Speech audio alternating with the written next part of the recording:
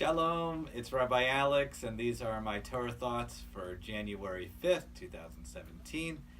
It's Parashat Shemot. Long before the concept of fake news, scholars were challenging the veracity of the Exodus story. 2 million Hebrews traversing the Sinai? Really? A burning bush? 10 plagues? The splitting of the sea? A respected biblical historian, Baruch Goldstein, called it a fairy tale, and famed Egyptologist Donald Redford accused the ancient Israelites of borrowing from Canaanite folklore.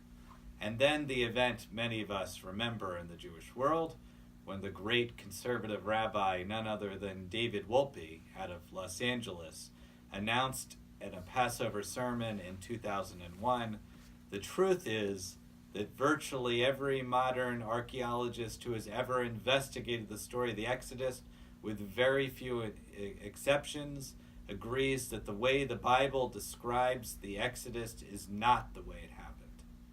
In other words, fake news. Or was it?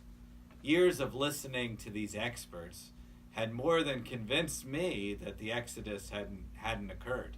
And that is why I was so delighted to see a Jewish scholar as respected as Richard Elliott Friedman of Who Wrote the Bible present an entirely new reading of his short story in his new terrific contribution to biblical studies called The Exodus. In short, he does believe the Exodus happened, just not with 2 million Hebrews. He traces the story not to 12 tribes, but to one, the Levites, the tribe of Moses and Aaron, and the only tribe in biblical tradition with Egyptian names listed in Torah. The Levites, whose name derives from the Hebrew word for outsiders, likely did live in Egypt, and likely did make a journey through the Sinai Peninsula to ancient Canaan, as Friedman tells us in his book. There they met and intertwined with another people called Israel, creating a new identity that incorporated both the stories of Abraham and Sarah and Moses and Miriam. Along the way, they developed a new form of writing we call prose. Yeah, it's amazing. That's what he suggests. And a theology called monotheism. Friedman argues an intense desire that the Israelites had to protect the stranger that becomes so embedded into Jewish thought. As we begin our journey this week into the book of Exodus, let us be reminded that, as Friedman points out, even fairy tales contain truth.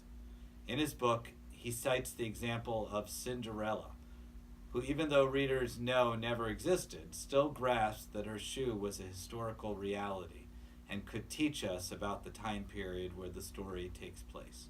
Friedman reminds us not to get caught in the binary of true versus false, and instead use the label fake news as an opportunity to investigate beyond what lies on the surface of our lives.